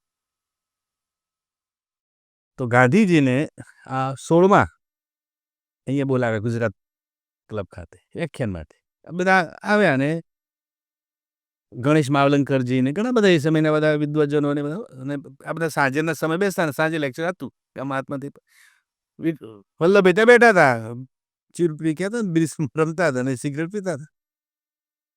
તો એ બધા સાંભળવા ગયા. એટલે ગણેશ માવલંકર બધા મિત્રો બેઠા કે ચલો કે આજે મોહનદાસ કરમચંદ ગાંધી નામની વ્યક્તિને સાંભળીએ. તો આપણે વાત સાંભળી હતી કે ચંપારણ એ વ્યક્તિ અહીંયા આવી છે. એટલે વલ્લભભાઈને પણ થોડી ખબર ખરી, પણ એ તમને શું શીખવાડશે આવું સેટાયરમાં અને ઇન્સલ્ટિંગ ટર્મમાં, એ તમને શું શીખવાડશે? એના કરતાં બ્રિજ રમો ને એમાં વધારે શીખવા મળશે, હું તમને વધારે શીખવાડશે. એના કંઈ શીખવાના આવું ગાંધીજી વિશે સેટાયરનું. એટલે એ દિવસ ફર્સ્ટ ટાઈમ જ્યારે આવ્યા ત્યારે ગાંધીજી સરદાર સાથે તો કંઈ કશું થયું તો સરદાર તો બહાર બેઠા હતા. આમ કહેતા ઉપરથી જે મિત્રો ગયા એને ટીકા કરતા સરદાર કે આને તમે સંભળાવવા હવે ક્યાં સાંભળવા જવાતું હશે, શાંતિથી આપણે જે કરીએ છીએ મજા છે. ખ્યાલ. પણ 1917માં ગોધરામની અંદર એક મિટિંગ થઈ. એ સમયે ગુજરાત સભા, એ પછી કોંગ્રેસ પછી નામ આવ્યું, ગુજરાત કોંગ્રેસ સમિતિ પછી બન્યું. કે ગુજરાત જેમ એ 1884ની અંદર કોંગ્રેસની રચના થઈ. પછી બાદ તળ પાડ્યા અને પછી એક 1885માં આપણે ગુજરાતની અંદર આ બધી મુવમેન્ટ શરૂ કરવા માટે એક ગુજરાત સભા નામનું સંગઠન ઊભું કરેલું. ગુજરાત સભા એટલે પેલી જે બેઠક થઈ ને એના તો એ બેઠકમાં એવું નક્કી કર્યું કે ભાઈ આ એમ કે ગાંધી જે છે ને એમને આપણે ગુજરાત સભાના પ્રમુખ બનાવીએ તો ગાંધીજી હા પાડી પ્રમુખ થઈને ગુજરાત સભાના પ્રમુખ મહાત્માને બનાવ્યા ગાંધીજીને. હવે એમના નેજા હેઠળ ગોધરાની અંદર એક પરિષદ મળી, મહાત્મા ગાંધી બેઠક કરી પરિષદ. આ બહુ ઇન્ટરેસ્ટિંગ પરિષદ છે. હવે એ સમયે વલ્લભભાઈ સાંભળવા ગયેલા. બોલો, એ પહેલી ઈચ્છા શક્તિ એમને ત્યાં વ્યક્ત કરી. હવે એ ગોધરાની અંદર મહાત્માજી એક ઠરાવ પસાર કર્યો. એ ઠરાવ પસંદ કર્યો ને એના આધારે સરદારને ગાંધીજી પ્રત્યે થોડો લગાવ હતો કે ના છે તો કંઈક બંદીને દમ તો હે. એટલે ઠરાવ શું હતો કે જ્યારે આપણે સરકારી કોઈ પણ કાર્યક્રમ કરીએ, કોઈ પણ બેઠક, તો એ બ્રિટિશરોના જે જોજ હોય ને રાજાની પ્રશંસા પત્ર ગાવાનું એવું. બ્રિટિશ કારણ કે બ્રિટિશ ગારા જ હતું. એટલે આપણે જેમ કોઈ પણ કાર્યક્રમ શરૂ કરીને પ્રાર્થના કેમ ગાઈએ, નેશનલ એન્થમ કેમ ગાઈએ, તો આ એ સમયે આ બ્રિટિશરો એવો ચીલો પાડેલો કે તમારે કોઈ પણ કાર્યક્રમ 5, 25, 50, 100 માણસ ભેગા થયા હોય કંઈ પણ કાર્યક્રમ, તો પહેલાં તમારે અમારી પ્રશસ્તિ ગાથા ગાવાની રાજાની. Long live the king. Yes. આમ મહાત્માને આ ખૂંચ્યું કે ભાઈ આ કાર્યક્રમ બંધ કરો. આપણે ગુજરાત મહાસભા, ગુજરાત સભા આજે ઠરાવ કરે છે હવેથી આપણે ક્યારેય પણ કોઈ પણ કાર્યક્રમમાં આ પરંપરાનો ભંગ કરવાનો. હવે આ બહુ ચાલ્યું. આ ચાલે તો કેવું કહેવાય કે આપણા વાતો આપણે કરીએ ને વખાણ ના કરીએ ને. ખ્યાલ આવે? તો વલ્લભભાઈને વાત ગમી કે ના છે તો બરાબર. અને બીજી વાત એમને કરી કે ભાઈ આ જે કંઈ વાત આપણે કરીશું આપણી માતૃભાષામાં કરીશું. બરાબર. એટલે લોકમાન્ય તિલક મુંબઈથી આવેલા, તો એમની વાત મરાઠી પૂનાથી આવે તો મરાઠીમાં વાત કરી એમને. અને ઝીણા પણ આવ્યા હતા મોહમ્મદ અલી. હવે એ તો બોમ્બેથી આવ્યા હતા. મોહમ્મદ અલી ઝીણા એ બોમ્બેથી, તો એ તો પ્યોરલી અંગ્રેજી બોલે. પણ અમને આગ્રહ રાખ્યો મહાત્મા ગાંધીએ કે ભાઈ તમારે ભાગી તૂટ્યું પણ બોલવું તો ગુજરાતી પછી. હું તો ગુજરાતી. વિઠ્ઠલભાઈ પણ આવ્યા હતા, એમને પણ ભાગી તૂટ્યું અંગ્રેજી ગુજરાતી બોલ્યા. એટલે એવું કહેવાય છે કે એ મોહમ્મદ અલી ઝીણાએ ગાંધીજી આગ્રહ કર્યો ને ગુજરાતીમાં બોલવાનો, એ દિવસથી એમને કઠ્યું. એવું કેવું કે ગુજરાતીમાં વાત કરવાની, વાત તો કરવી ગમે તે ભાષામાં કરે, પણ અંગ્રેજીનો એમ એવું કે નહીં, અંગ્રેજી પરદેશી ભાષા શું કેમ આપણે બોલવાનું, આપણી વાત આપણી ભાષામાં ન કરી શકીએ? કેટલી બધી પ્રાદેશિક ભાષાઓ આપણું સ્વરાજ વાત, અને આ વાત સ્વરાજની, અને સ્વરાજનું પિંડ ત્યાંથી બન્યું કહેવાય છે. સ્વરાજનું પિંડ સાહેબ ગુજરાતી બંધાણું. આ એ ભાષા શું તાકાત કરી શકે, ભાષામાં શું તાકાત છે, આ વાત છે. એટલે એવું કહેવાય છે કે ગોધરામાં ગાંધીજી અને એક ઘટના એ બની કે ગાંધીજીના આગ્રહને કારણે એવું કહેવાય છે કે મોહમ્મદ અલી ઝીણા છૂટ્યા અને સરદાર જોડાયા. એવું છે. એટલે ઝીણા ત્યાંથી થોડુંક એમ કહેવાય કે એમને પેલા મતભેદ શરૂ થયા. એટલે એવું. અને સામે પક્ષે આ પ્રકારના પ્રયત્નોથી, આ પ્રકારના ઠરાવથી સરદારનું વલણ કૂણું થયું અને ગાંધી પ્રત્યે આકર્ષાય કે નહીં, આ વાત બરાબર છે, હું જે માનું છું એના આ વ્યક્તિમાં કંઈ ભિન્નતા છે. એક ઘટના. બીજી એક ઘટના એવી બની, એ પણ એટલે આ બે ઘટનાઓને કારણે સરદારને ગાંધી પ્રત્યેનો પ્રેમ જાગ્યો. એ તો બહુ કેટલી બધી વાત કે એ સમયે આ બ્રિટિશ અધિકારીઓ એ સમયે તો વાહન વ્યવહાર તો કંઈ હતો નહીં, સાધન સામગ્રી કંઈ હતી નહીં. તો એક ગામથી બીજે જે ગામ જાય ને તો એમાં એ લોકોને બધી આગતા સાગતા કરવા માટે ઘણા બધા લોકોનો ઉપયોગ કરતા. એટલે તંબુ ચોકી બનાવવાની હોય એટલે એક જેમ કે સુથાર હોય તો સુથારનું કામ શું, જેમ કે અગાઉથી નક્કી થઈ જાય જે ગામના જે પોલીસ પટેલ કે જે કંઈ હોય જાણ કરે ભાઈ આજે ફલાણા અધિકારી આપણા ગામમાં આવવાના છે, એટલે બધા જે કંઈ વ્યવસ્થા હોય તૈયાર થઈ જાય. સુતારે ખીંટીઓ બનાવે પેલા તંબુ માટે, કુંભારો તો પાણી લઈ આવે, પછી બીજી બધી જ્ઞાતિઓ એક કોઈ જ્ઞાતિ સફાઈ કરે, પાણી ભરે, આવું બધું કરે. અને ખેડૂતોનું જે હોય ને એમનું શું કામ, એનું સામાન ગાડા ભરી લઈ આવવાનો, પછી બીજા ગામ જવાનું, ખેડૂત બીજા ગાડા ભરી ત્યાં લઈ જાય. એટલે ટૂંકમાં એમની આગતા સાગતા કરવા માટે બધા 24 કલાક હાજર રહેવાનું. આવું બધું ઠઠારો હતો એમને. તો ગાંધીજીને આ પણ પસંદ ના આવ્યું કે આ બધું કેવું અધિકારી છે ને પછી આવે છે એના માટે પાછું આપણું મહેસૂલ ઉઘરાવવા, આપણી સેવા માટે આવતો હોય ને આપણે એ બધું કરીએ તો યોગ્ય છે કે ચલો આપણા કલ્યાણાર્થે આવે છે. આવે છે પાછું આપણું શોષણ કરવા, આપણા પર બોસિઝમ કરવા આવે, અને પાછું એની આ સેવા ચાકરી કરવાની, અને એના પાસે વેઠ પ્રથા કહેવાય, વેઠિયાઓ કહેવાય, વેઠ પ્રથા આ વેઠ કરવાની. તો ગાંધીજીએ ગુજરાત સભામાં બીજો ઠરાવ કર્યો કે હવે વેઠ પ્રથા બંધ ના ચાલે. સદંતર બંધ ના, કે કેવા માને કેટલું ઊંડું માણસ. વેઠ પ્રથામાં તમે એકદમ કહી દો ભાઈ હવે કાલથી કોઈ ભાઈ ખેડૂતોને કે તમે ગાડા લઈને ન જશો, પેલા કે તું ખીંટી બાંધવા ન જઈશ એમ કંઈ કહી ન શકાય. તો પેલા સજાનો પણ ડર હોય, જીવું તો ખરું કંઈ. પણ એવું કહેવાય છે કે લોકોમાં એ માનસિકતા બંધાણી કે ના આવું કરવાથી થાય છે તો ખરું. અને એક બંકો આવ્યો તો છે કંઈક કે જે એમ શાંત સમુદ્રમાં પેલું કેવું શાંત પાણી હોય તળાવ, આમાં છે મારો કાંકરો નાખો પેલા વલવ કેવા ભેગા થાય. સાહેબ ગાંધીજીએ વલય ઊભા કર્યા, ચળવળનું વલય ઊભું કર્યું. અને ચંપારણ પછી લોકોમાં એ વિશ્વાસ પણ આવી ગયો છે Yes. કે વિરોધ કરી શકે હા ને, અને અમારો પક્ષ લેશે એમ. અને મહાત્મા ગાંધી આ તો કહ્યું ભાઈ તમે સાથે રહેશો તમે કરીશું તમારી જ વાત. અને આપણે બધા જો સહકારની ભાવના ગાંધીજીથી વધારે કોને વાત કરી છે કે ભાઈ સહકાર વિના તો કશું જ નહીં થાય, ખભે ખભો, અને આપણે મદદ કરવાની છે. કોઈ પરદેશી વ્યક્તિ તો રાજ કરશે, બીજાઓના ભરોસે રહેશો તો આ જે રીતે દેશ ચાલે છે ને ચાલશે. તો મારા દેશની આઝાદી મારે આઝાદ થવાનું, હું આઝાદ દેશની આઝાદીને તમે શું કરો છો, મારે આઝાદ થવાનું છે. અને મારે એટલે માનસિક રીતે આઝાદ, હું માનસિક રીતે આઝાદ બની છે. એટલે પહેલી તો આઝાદી તમારે પોતાએ ઊભી કરવી પડશે. વ્યક્તિમાં આઝાદીનું એ તત્વ આવશે તો દેશમાં ઉમેરાય. એટલે એ વાત ગાંધીને કરી. અને પછી પછી શું થયું, મહાત્મા ગાંધીની આ બે પ્રકારની પ્રવૃત્તિઓથી સાહેબ વલ્લભભાઈને એમ થયું કે ના આ વ્યક્તિને આપણે સહકાર આપવાનો અને એ વ્યક્તિનું કહ્યું કરવાનું. અને એમ કરીને આ 1917માં એમને આ સક્રિયતા જે કહેવાય ને કે પ્રવૃત્તિમાં સક્રિય થઈ ગયા. એ સાથે બીજી એક વાત કરું પછી ગાંધી સાથે જોડી દઉં. હવે થયું શું કે અમદાવાદ મ્યુનિસિપલનો જે વહીવટ હતો બ્રિટિશરો પાસે હતો, અને એ લોકો એની મનમાની કરતા હતા. એટલે એ ત્યાંના એ સમયના માવલંકર ને બીજા બધા જે હતા પ્રમુખ, મ્યુનિસિપાલિટીના પ્રમુખ ને ઉપપ્રમુખ, એટલે એનો પ્રભાવ નહીં, પ્રભાવ પેલા અંગ્રેજ બ્રિટિશરોનો વહીવટ જે કલેક્ટર બનાવી કલેક્ટર હતો ને પ્રમુખ અહીંયા કમિશનર જેવું હોદ્દો આપે. એટલે મનમાની કરે. પણ આને કહે કોણ?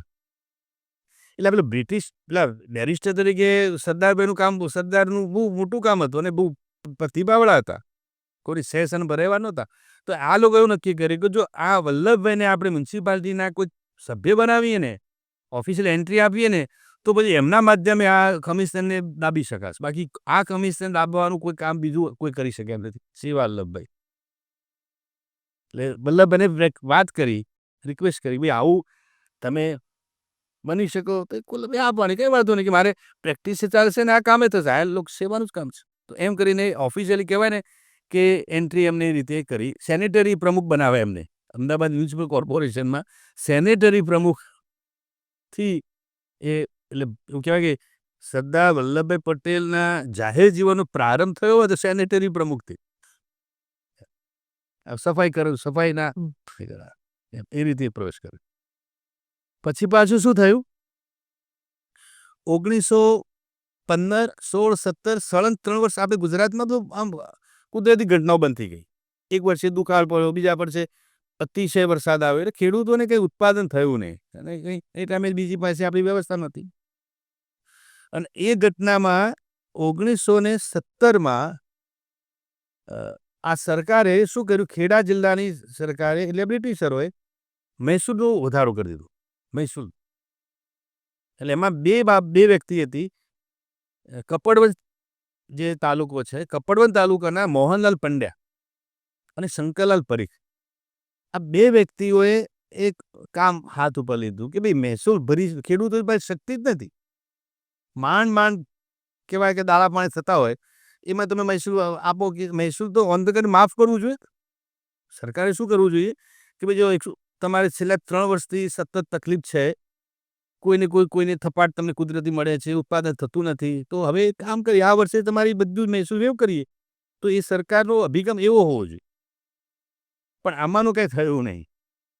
એટલે એ લોકોએ અને પછી મળવા ગયા ખેડૂત બે જણે, કારણ કે મોહનલાલ પંડ્યા હતા એ સરસ બ્રિટિશ સરકારમાં હતા અને પછી આમ હતા એવા બંડપો કરાવ્યો, એટલે એમાંથી એમને સજાથી છૂટા કરી દીધા. એટલે એક રિવેન્જ લેવો હતો એમને, એ પણ ભાવના આવી હતી અને એમને મદદ કરી એમના મિત્ર શંકરલાલ પરીખ. બે જણે પછી આ કપડવંજ તાલુકામાં આ બસ સર્વે કર્યો. એટલે એમાં જાણવા મળ્યું કે ભાઈ ખેડૂતો પાસે તો પૈસા જ નથી, તો શું મહેસૂલ ક્યાંથી, અને આ પાકનું મહેસૂલ ક્યાંથી ભરે. એટલે આ બધું કર્યું. પછી એમને તો ચાલુ કર્યું મુવમેન્ટ. પછી એ બધી એ પત્ર તૈયાર કર્યો. એ પત્ર તૈયાર કર્યો, વાંચ્યો તો બીજા બધા લોકો ભાઈ આ માત્ર કપડવંજ તાલુકામાં શું કામ, આ તો બધા પ્રશ્નો બધા ખેડૂતોને લાગુ પડે છે.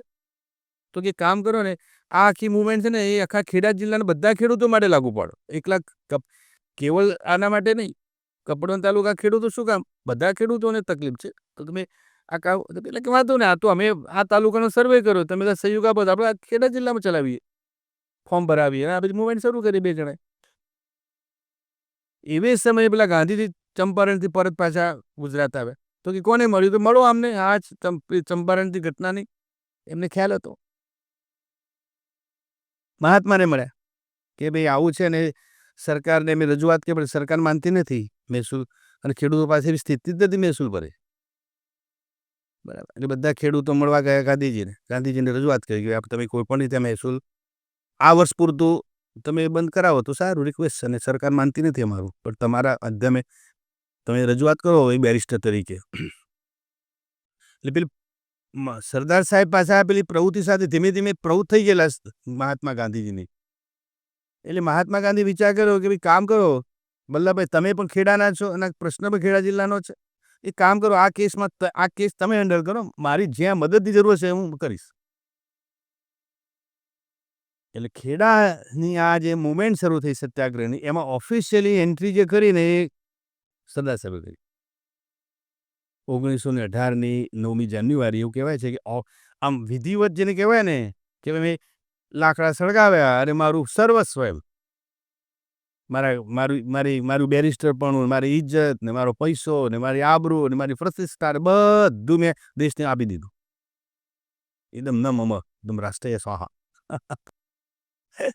એટલે આમ જાહેર જીવનમાં કહેવાય, પછી બેરિસ્ટર પણ છૂટી દે, પછી તો ફૂલ ફ્લેજ. એટલે ખેડા સત્યાગ્રહથી પછી તો પ્રવચન આપવા જવાનું થાય ને બધે લોકોને મળવાનું થાય. અને સરકાર કેવી કડક થાય, આવું કંઈ કોઈ પણ પ્રકારની એક્શન લો એટલે સરકાર ઓર કડક થાય. એટલે શું કરે, પેલા બિચારા થોડા નબળા અને ઢીલા ખેડૂતો શું કરે, મહેસૂલ ભરી આવે. અને આ તો કેવું એકતા વિના ચાલે નહીં. જો તમે ગામમાં એકાદે ખેડૂતો જો મહેસૂલ ચૂકવી દે તો પતી ગઈ વાત. એટલે સતત ફોલોઅપ લેવું પડે. પાછું સરદાર સાહેબ ગામના ખેડૂતોને સમજાવે. એમને પહેલા ગાંધીજીએ પણ એ જ કહ્યું હતું, બધું ગુમાવવાની તૈયારી હોય તો આપણે પડીએ. આ કંઈ કામ નાનું નથી, આ ખેલ કરવા જેવો નથી.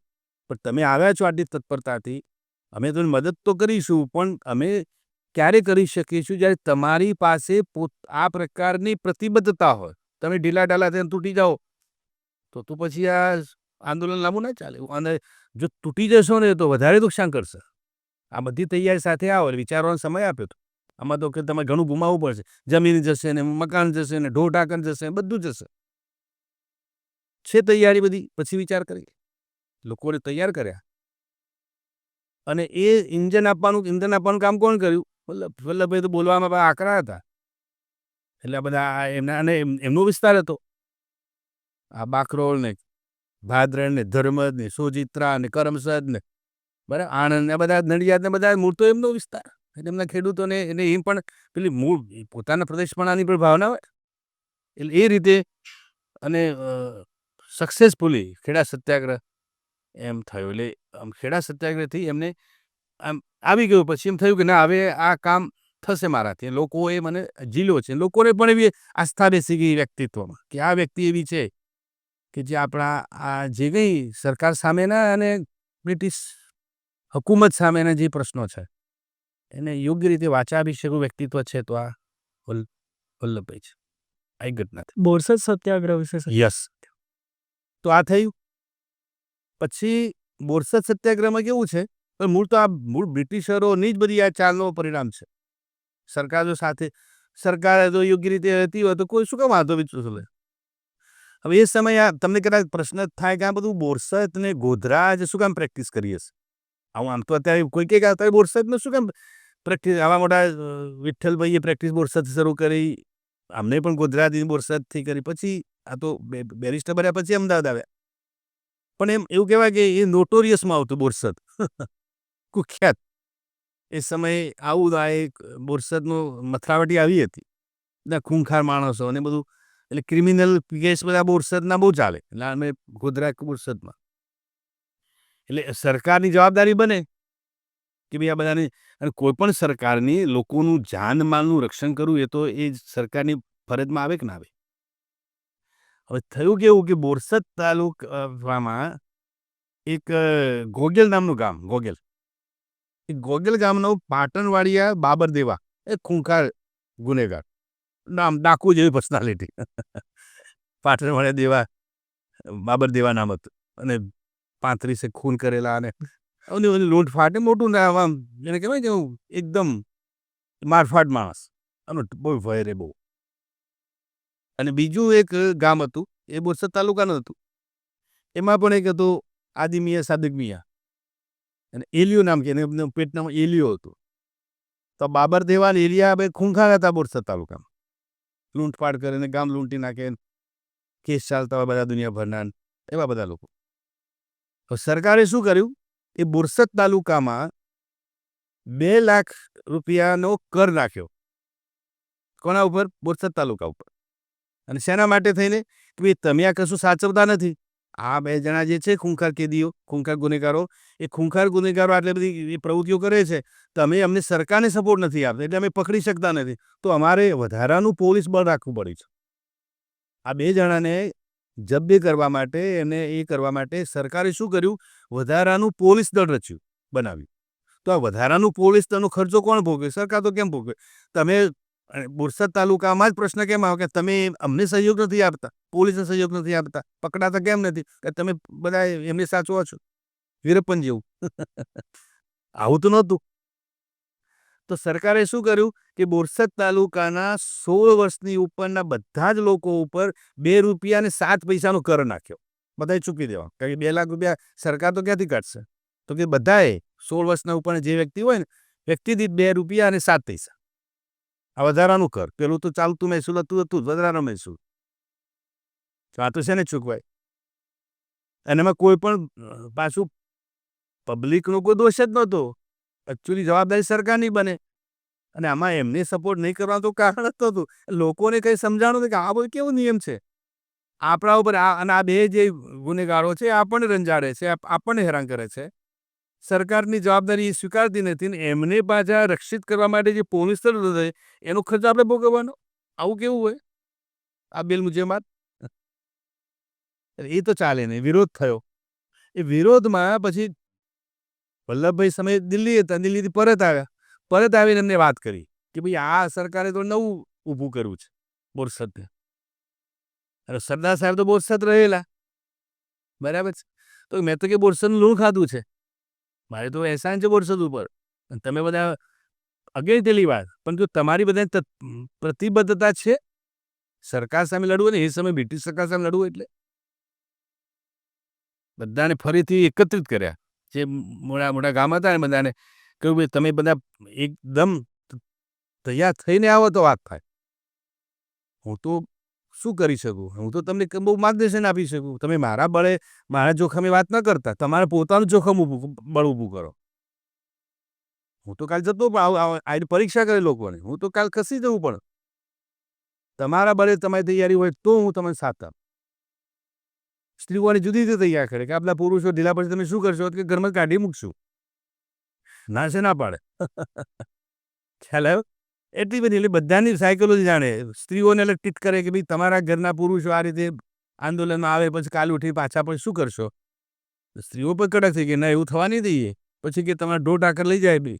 કારણ કે મહેસૂલમાં તો એવું હોય ને કે તમારા ઢોર ઢાકર ખેંચી જાય. તો કે શું કરશો? તો કે કરીશું. એની ચિંતા નથી, પણ આ તમે કામ કરો, અમે તમને બધાએ સહયોગ આપીશું. એ ચાલ્યો. બોરસદ સત્યાગ્રહમાં પછી તો શું થયું? સરકાર ઉપર એટલું બધું પ્રેશરાઇઝ કર્યું અને આમ મહેસૂલ ન ભર્યું ન જ ભર્યું. જેમ ખેડા સત્યાગ્રહમાં પણ એવું જ કર્યું. સરકારે બહુ કડકાઈ કરી, પણ એક ટસેમસ ન થયા ખેડૂતો. તો આમાં પણ ટસેમસ ન થયા. અને ઉપર દબાણ કર્યું આમને. કેસ લડ્યા આમના તેના વિરોધમાં. અને છેવટે બંનેને પકડાયા તો પકડાયા, બંનેની જેલ ફાંસીની સજા કરાવી. બંનેને 24માં 1924માં એ બાબર દેવાને પણ પકડવો પડ્યો અને પેલો આદિમ્ય એલિયો હતો એ પણ પકડાયો. છેવટે પછી બંનેને ફાંસી આપી દેવી. એટલે એ રીતે બોરસદમાં એટલે બોરસદના રાજા એ સરદાર સાહેબનું નામ તો બારડોલી સત્યાગ્રહમાં પડ્યું, પણ બોરસદના રાજા એવું ગાંધીજી એવું કહ્યું. ગાંધીજી એક સમયે હતા હોસ્પિટલમાં અને પછી આ બધું જાણ્યું કે એમને બધી ગતિવિધિ માર્ગદર્શન તો પાછું, કારણ કે પછી તો એ શિષ્ય થઈ ગયા હતા. એમ સૈનિક કહેવાય કે મારા જેવો કોઈ સૈનિક નથી મહાત્માનો. આ દેશમાં મારા જેવો પ્રતિબદ્ધ સૈનિક કોઈ નહીં હોય, એવું સરદાર સાહેબ કહેતા ગાંધીજી માટે. એટલે ગાંધીજી બધી ગતિવિધિ જાણે અને જોવે કે બધા હવે સરદાર સાહેબ ગુજરાતમાં સરસ એને એ કરે છે અને આખી નામના આખા ભારતભરમાં. અને એ સમય બ્રિટિશરોની સામે સાહેબ આવું કરવું એ નવી જ હતી. એટલે ગાંધીજી કહ્યું આવે ને મળવા માટે કે આવો બોરસદના રાજા, એમ આવું ગાંધીજી ઉલ્લેખ કરેલો છે એ બોરસદનો. એ બોરસદ સત્યાગ્રહ પણ એટલે ખેડા સત્યાગ્રહ, બોરસદ સત્યાગ્રહ એ બંને સરદાર સાહેબને ઓર નિખાર આપ્યો. હવે સર બારડોલી સત્યાગ્રહ પર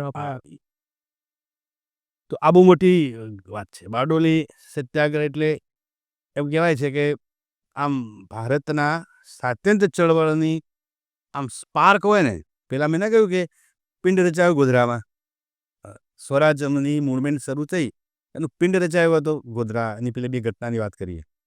એમ આપણે ત્યાં દેશની આઝાદીનો પણ જો પિંડ રચાયો હોય ને તો બારડોલીમાં. એટલે બારડોલી સત્યાગ્રહ બહુ, અને હું તો માનું છું કે બધાએ અભ્યાસ વાંચવો જોઈએ બારડોલી સત્યાગ્રહમાં. સરદાર સાહેબે દેશ માટે શું કર્યું એ વિશે જાણવાની જેની કુતૂહલતા હોય ને તો તમારે બારડોલી સત્યાગ્રહ તો વાંચવો હોય. એટલી બધી આજે સ્વરાજની વાત શરૂ થાય તો બારડોલીનું આપણે કેમ ભૂલી શકીએ? તો બારડોલીમાં એ ઘટના એવી છે 1924 આ બોરસદની વાત કરી ને, એટલે આ વાત મૂળ પેલી મહેસૂલમાંથી થયેલી. એટલે મહેસૂલનો વધારો કરે, સરકાર મહેસૂલ વધારો કરે, ભરી શકે ને પછી આકરી થાય. આકરી ત્યારે શું કરે?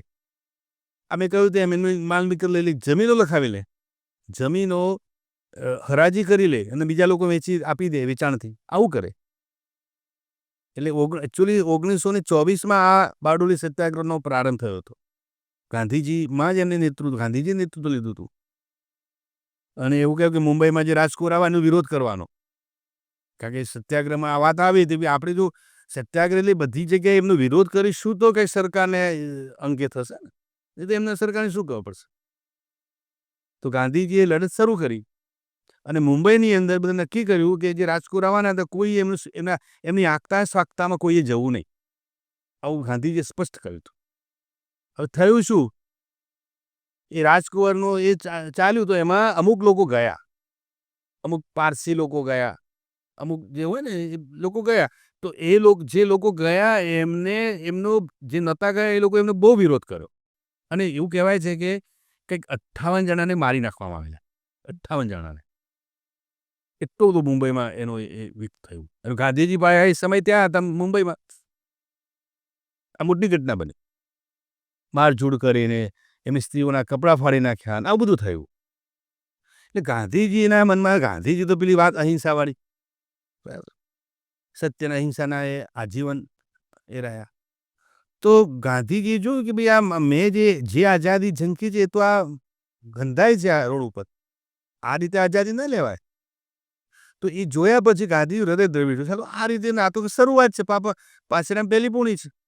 અને જો આ રીતે જો આઝાદી લઈશું કેટલા લોકોનો, અને જે મર્યા છે તો આપણા જ છે, બીજા તો કોઈ છે નહીં. એટલે એમને આવીને તરત નક્કી કર્યું કે ભાઈ હવે બારડોલી સત્યાગ્રહ હવેથી બંધ, તાત્કાલિક અસરથી બંધ, જ્યાં સુધી આપણે ફરી વિચારીશું. એટલે 1924ની મૂળ જે વાત શરૂ થઈ, ગાંધીજીએ કહ્યું કે હવે આપણે નથી આગળ વધવું, સત્યાગ્રહ અહીંયા આપણે આપણી મુવમેન્ટ. કારણ કે આ કારણે કે હિંસાના માર્ગે તો આઝાદી કેવી રીતે કઈ રીતે કોઈ વાત થઈ શકે, કોઈને કહેવા માટે આ જ વાત, અને આ તો આ યોગ્ય નથી, તો એના જેવા આપણામાં નામ શું અંતર, આ પદ્ધતિ યોગ્ય નથી. બરાબર, એટલે એ એમને ગાંધીજીએ કરી. હવે થયું શું, આ ઘટનાક્રમ ચાલતો હતો, એ ઘટનાક્રમની બારડોલી સત્યાગ્રહ પહેલા સરદાર સાહેબનું કર્મ આવે છે અમદાવાદ મ્યુનિસિપલ કોર્પોરેશન. બરાબર, એટલે આપણે ટૂંકમાં એ પણ થોડી વાત લઈ લઈએ કે બારડોલી સત્યાગ્રહના પહેલા સરદાર સાહેબ એ બને છે અમદાવાદ મ્યુનિસિપલ કોર્પોરેશન આપણે પ્રમુખ. બરાબર, એમાં પણ થોડી એ થયું મતમતાંતર, પણ પ્રમુખ થયા. પ્રમુખ થયા પછી એમને ઘણા બધા કામ કર્યા, એમ માઇલસ્ટોન વર્ક કહેવાય. દાખલા કે એ સમયે અમદાવાદમાં અડધા અમદાવાદમાં છે વીજળી, એ સમયે તો વીજળી જ નહોતી, લાઇટ જ નહોતી. હું 1927ની વાત કરું છું. 26-27ના ગાળામાં આ અમદાવાદમાં કંઈ બધે ઘરે ઘરે વીજળી નહોતી. તો એ મોટું કામ સરદાર સાહેબનું કે અડધા અમદાવાદને એવું કહેવાય છે કે વીજળી પૂરી પાડવામાં એમનો મોટો શ્રેય રહ્યો. તો પીવાનું શુદ્ધ પાણી, એ પણ એમને સરસ એક પ્રોજેક્ટ શરૂ કર્યો કે આ અમદાવાદ નગરને પીવાનું પાણી મળે. પછી બીજી મોટી વાત એમને કરી કે આ અમદાવાદની નદી આ બાજુ, કારણ કે એ સમયનું અમદાવાદ એટલે પોળોમાં અને પેલા કિલ્લાઓમાં રહેતું અમદાવાદ. પણ એનું વિઝન કેટલું હશે કે ભાઈ આ જે તે હવે આવનાર સમયમાં આ અમદાવાદ સીમિત રહેશે, નાનું પડશે. તો આ અમદાવાદને કેવી રીતે વિસ્તારવું, એ એલિસ બ્રિજ આખી યોજના, એલિસ બ્રિજ યોજના નામે જાણીતી. આ પુલ એલિસ બ્રિજ પુલ છે, તમને કદાચ અમદાવાદમાં જોયો હશે, અત્યારે તો એ સ્મારક બની ગયું છે. લોખંડની પુલ પણ કહેતા. આખું એ લોખંડનો જ પુલ છે જે અવશેષ. તો એ સમયનું વિઝન એવું કે ભાઈ આપણે એવું કરીએ કે આ કિલ્લો, કારણ કે એ સમયે કિલ્લો તોડવો એટલે શું, કારણ કે અમદાવાદ આખું કિલ્લેબંધીમાં હતું. તો એક વિઝન એવી, પછી એમના કાર્યક્રમમાં ન થયું, યોજના ન પૂરી થઈ, પણ યોજનાનું મંડાણ કર્યું તો સરદાર સાહેબે કર્યું. આજે જે વીએસ હોસ્પિટલ છે વાડેલાલ સારાભાઈ, એ પણ એવું કહેવાય એક સમયે ત્યાં કોંગ્રેસનું અધિવેશન હતું, એ અધિવેશનમાંથી એમને 21 એકર જમીન સંપાદિત કરેલી, સરકાર પાસેથી લીધી અમદાવાદ મ્યુનિસિપલ કોર્પોરેશન માટે કે ભાઈ આ જમીન અમને આપો. અને એ 21 એકર જમીન જે લીધી, એ 21 એકર જમીનમાં આ પછી દાતાઓ પણ એમને ઊભા કર્યા, સારાભાઈ ને બધા, એ અંબાલાલ સારાભાઈ ને વાડેલાલ સારાભાઈ. તો આજે જે વાડેલાલ સારાભાઈ હોસ્પિટલ છે ને, એનું શ્રેય નિર્માણ એમના પછી થઈ, પણ વિચાર એમનો મૂળ. પછી ગુજરાત વિદ્યાપીઠ, તો એમને ગુજરાત વિદ્યાપીઠની સ્થાપના 1920માં મહાત્મા ગાંધીએ કરી, પણ દત્તક એમને લીધી. એના માટેનું જે કંઈ એ સમયે તો સરકારની સામે વાત કરવાની હતી, તો 10 લાખ રૂપિયાની ટોટલ જરૂરિયાત હતી એ વિદ્યાપીઠનું બધું એસ્ટાબ્લિશ કરવા માટે. તો એ બધી આખી વ્યવસ્થા સરદાર સાહેબે ઊભી કરેલી.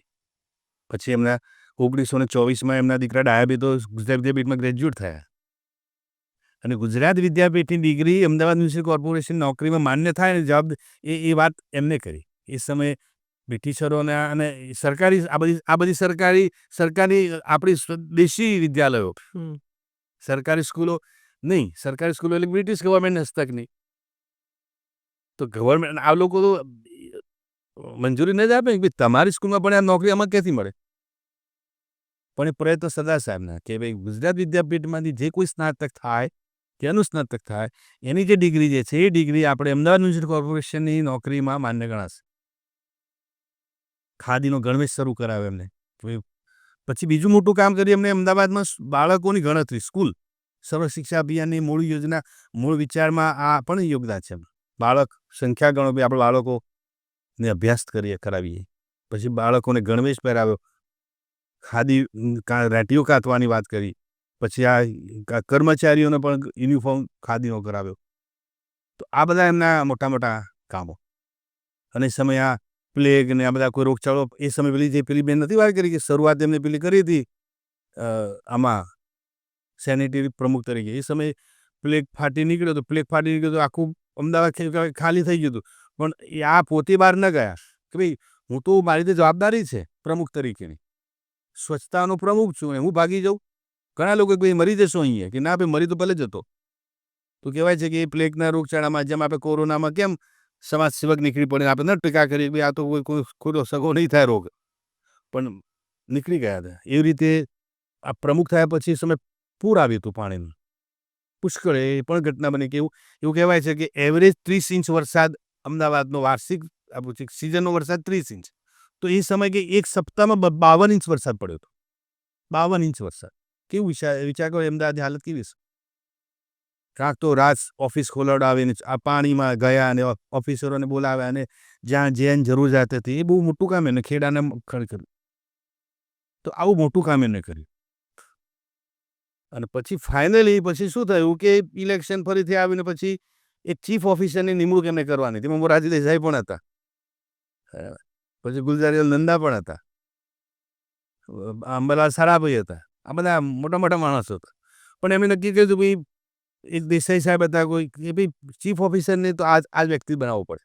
કોઈ ભગત હતા એ પણ એમનું કંઈ એવું સ્વીકાર્યું નહીં. તો મનના રાજી થયું. એ પહેલાં પણ એને 1926માં 1970માં રાજીનામું તો ઓલરેડી આપી દીધેલા હતા અમુક જગ્યાએ. જ્યાં વિરોધ એવું થાય કે ના આપણા પસંદગીનું કામ નથી થતું તો વિરોધ કંઈ નહીં, વ્યવસ્થામાં નીકળી જાઓ. ફાઇનલી એમને આ જ્યારે થયું ચીફ ઓફિસરની નિમણૂક જે કરીને એ વિવાદાસ્પદ ચીફ ઓફિસર હતા. એને ભાઈ આવી વ્યક્તિને આપણે ચીફ ઓફિસર કેવી રીતે બનાવી શકાય, મારો વિરોધ છે.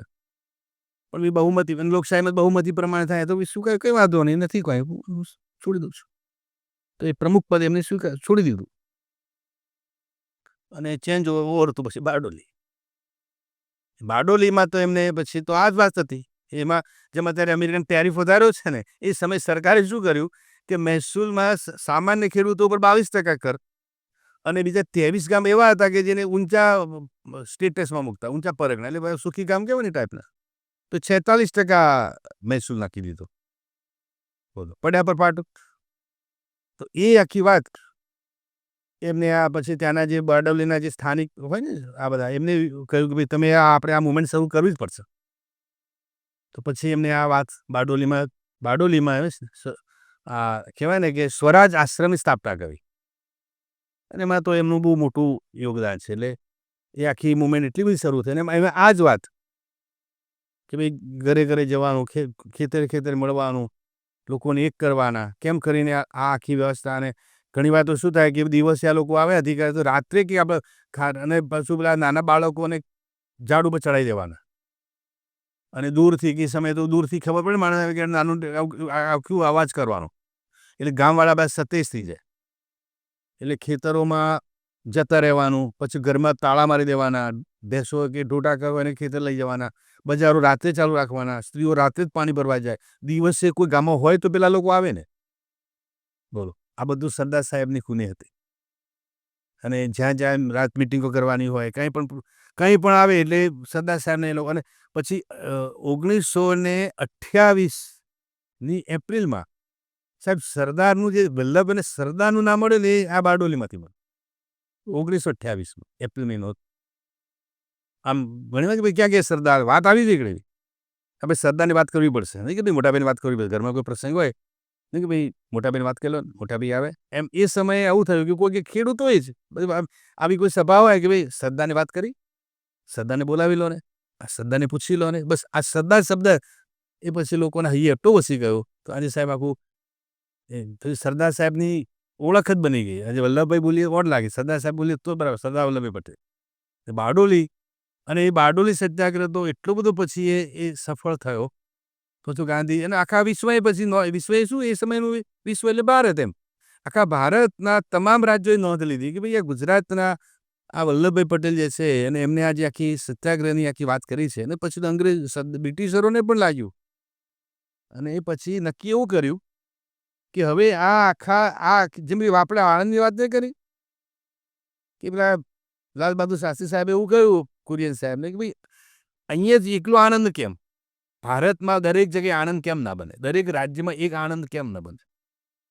તો એવું ગાંધીજીએ સદા એટલે એ ઘટનાની આ જુદી રીતે વાત કરી. તો એવું થયું કે મહાત્મા ગાંધી વિચાર કર્યો કે ભાઈ આખા દેશનું બારડોલીકરણ કેમ ના કરીએ?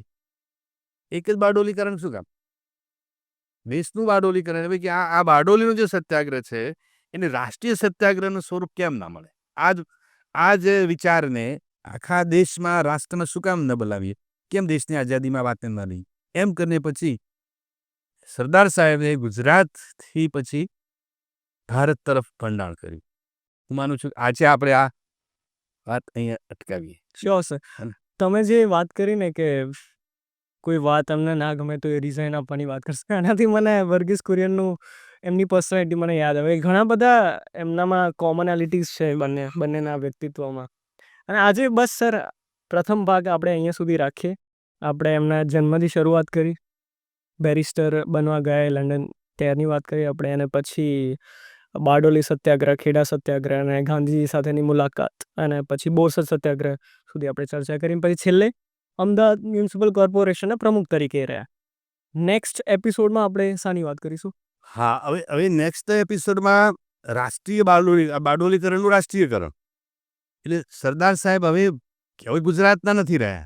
હવે એ પ્રતિભા રાષ્ટ્રીય બની ગઈ છે અને ગાંધી સાથે સતત એમનો હવે નાતો રહ્યો.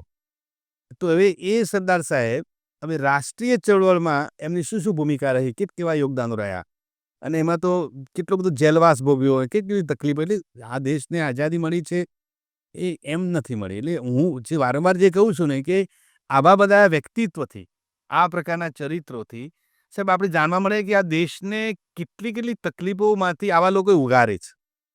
એટલે હવે જે આપણે નવા જે હવે આપણે એપિસોડની માં ચર્ચા કરીશું એમાં હું માનું છું કે આપણે એ વાત કરીશું કે સરદાર સાહેબે આ બ્રિટિશ અધિકારીઓ, બ્રિટિશ સરકાર સામે બાથ ભીડાવવા માટે કેવા પ્રકારની કુને, કેવા પ્રકારની સૂઝ અને એને ગાંધીજીના એક ચુસ્ત સૈનિક તરીકે સરદાર સાહેબ કેવી રીતે નીકળ્યા એની વાત હું માનું છું કે આવતા એપિસોડમાં આપણે કરીશું. Sure sir. Thank you for Bing here. Okay.